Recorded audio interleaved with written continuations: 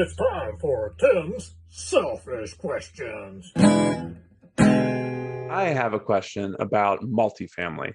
So all of our clients who are new to investing, I would say almost all of our clients are very tantalized by the idea of small multifamily, as I was and am too. I mean, everyone wants the duplex, the triplex, the quad because they read something about how it's better cash flow for the same amount of money. And everyone has strong opinions, like Lisa and I like to say. And we like to harp that there's no one right way to do this real estate investing thing, but you can go kind of any path you choose. But I'm always interested to learn about the multifamily scene in different markets because some markets, they simply literally do not exist. Some markets, they're never available. Some markets, they're somewhat plentiful, but most of them need a lot of work, like in, Southeast DC. So what is the multifamily scene look like in Chattanooga, whether it be duplexes, triplexes, quads? Let's not get into like, apartment buildings, but small residential multifamily that you can get a conventional loan on. Mhm. What's that look like currently? That is a great question, Tim, because I would also echo that a lot of my clients are really into multifamily.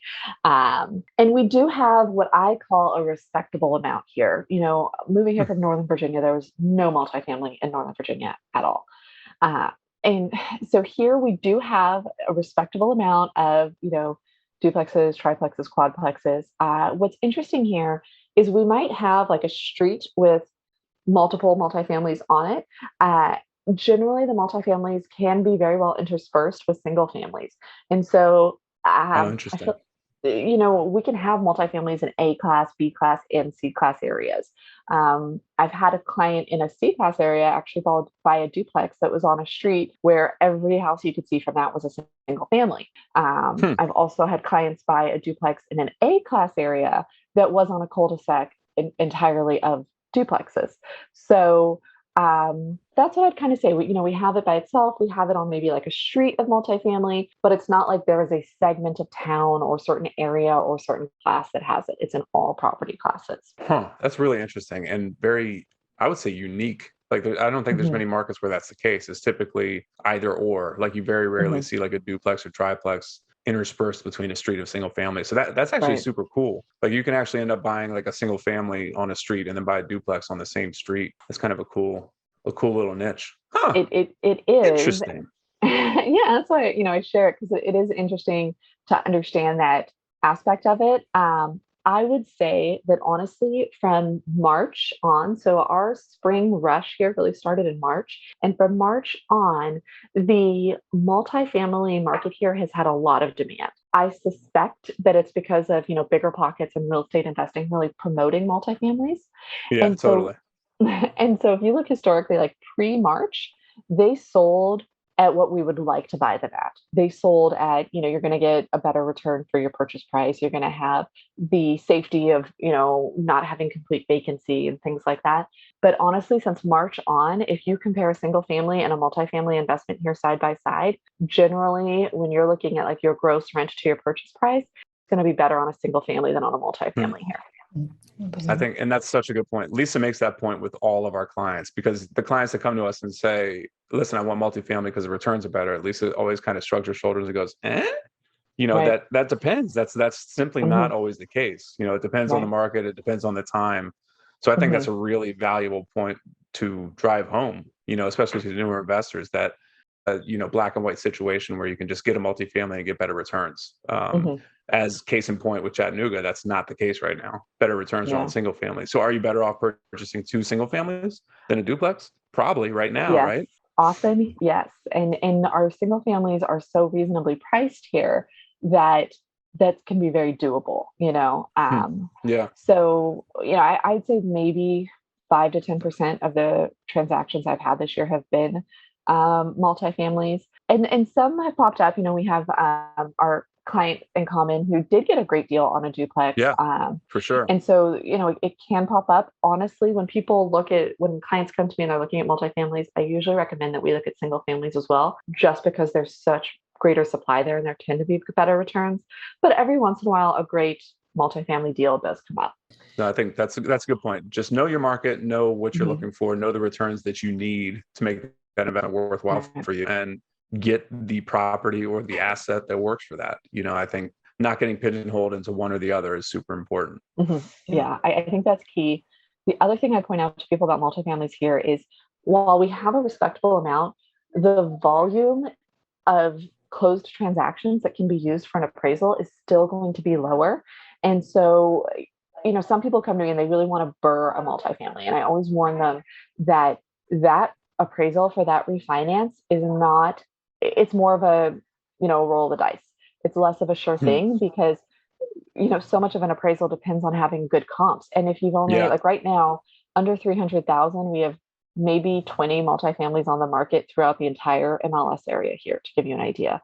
And some of those are overpriced if they've been sitting there for several months. So it's not like there's 20, actual deals. And so our volume of what sells is so low that appraisal is a little more dicey. That's a great point too. Yeah.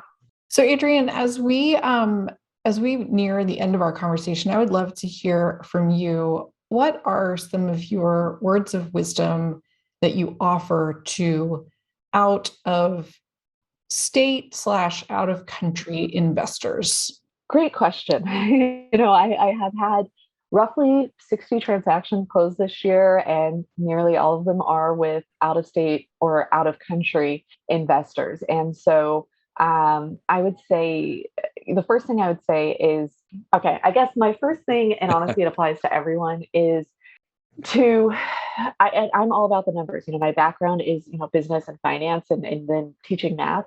But sometimes people can definitely get into analysis paralysis. I know, it's something we've talked about before, Lisa and Tim. And so I would say, you run your numbers, but don't get caught up on them. And something I tell clients again and again is we use conservative numbers. I mean, and I know that in not every market and not every person's going to do that. But if I give clients, rent estimate and, or if a property manager gives clients a rent estimate or, vacancy rate, we are all giving them conservative numbers because we want everybody that I work with, we want clients to have it be so easy and so profitable to invest here that they want to do it again and again.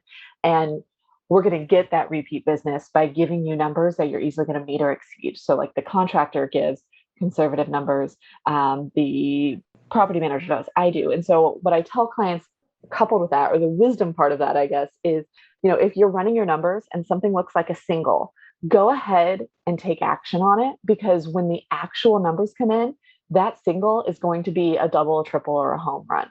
And I like that. As a personal investor, like I know there were so many times when the numbers, we walked away because it only looked like a single and we wanted to keep our equity for something that we knew would be a home run. But then in hindsight, we were like, that would have been a great deal. That would have been a home run. Yeah. Yeah. And it'll almost always be a home run within 5 years, regardless of what you do. Right. Like even if it's not a home run in that first year, like it's going to end up being a home run. Just get on base. I agree. And that would be, another thing I would say, Tim, that actually my husband and I were just talking about last night was, you're looking at these numbers now, right now, what you're going to rent it for within a month of buying it, but you're going to be able to rent it for, typically $100 to $150 more next year per month. And right. It keeps going like that. And so things are going to be fabulous. And then, in 4 or 5 years, you're going to do a cash out refi. You're going to get all your equity back out in order to buy something else, or you're going to 1031 and then do a cash out refi. And it's really just like, take that thing that looks like a single and just sit on it and don't stress, because it's going to be a home run within a couple of years for sure. Yeah, that long-term perspective is so important. And especially, I mean, we talk about it with new investors because it can be incredibly stressful in the first 6 months when things go wrong and it takes longer to place a tenant or something happens with the tenant that's in and they aren't able to pay rent. And again, it's always, okay, go back to the long-term plan, right? The 10, the 15-year outlook. And that can be a challenging transition for folks. Yeah. I think that's true in everything in our culture. We look at things with 30-minute meals or everything like that. We want it really short. There's not many times. So a little aside, fun fact you guys will get to learn. I actually did a hobby farm in Northern Virginia for a few years. And when you deal with any kind of like animals or livestock or farming, you really get a different perspective on time. And I think that experience has been really helpful with real estate, because like if you've ever raised a chicken, like a chick from, you often get them shipped as like, 1 or 2 day old, chicks, or maybe you hatch eggs. they're not going to lay for 4 to 5 months. Yeah. And people don't think about that. Like, you are not going to get eggs from that chicken for 4 to 5 months. Yeah. And people just, and that's one of the faster things. If you're raising an animal for meat, you're talking about a much longer time span, And so I think that long-term perspective is very lacking in a lot of things in our culture. And real estate investing is an area where it's necessary. Yeah. I love that. That is a great analogy. I like that. Yeah. That's really cool that you had a hobby farm too. Yes, it's good little, if we ever need to do a little trivia. I know how to hunt deer. I know how to process chickens. I know how to do all kinds of, we had milk goats. I know how to milk a goat. Wow. Will you This is great. do this again in the future at some point, you think, Adrienne, or one time was enough? I think that no matter how expensive anything is at a farmer's market, it is a great deal compared to producing it yourself. It's a lot of work, I hear. Oh my goodness. I will say that the other thing I learned from doing a hobby farm is I greatly appreciate my job in real estate. It is a joy to be able to work with people, and most of that job is done in air conditioning. Huge bonus. I love it. Love it.